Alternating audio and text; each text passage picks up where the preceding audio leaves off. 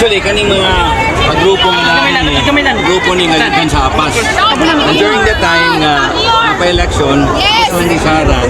Well, of course, na mo diri, I think like, in a way tindog na mo sa inyong yuta nga gi-negotiate nato sa province karon. I hope na ang kanggog karon matabangan sa sila mo continue. Mula na ako aron pag-support nila. Kay gihangyo nila nga upat ka buok.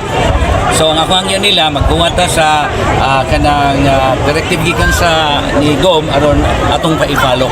And I think naila reasonable man tong ilang request.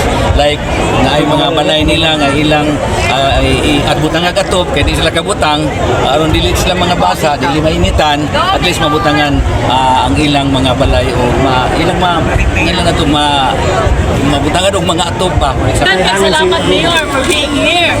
So sa bayan ako to see you and everybody else here. So malagay congratulations. You just took the power. Thank you, Mayor.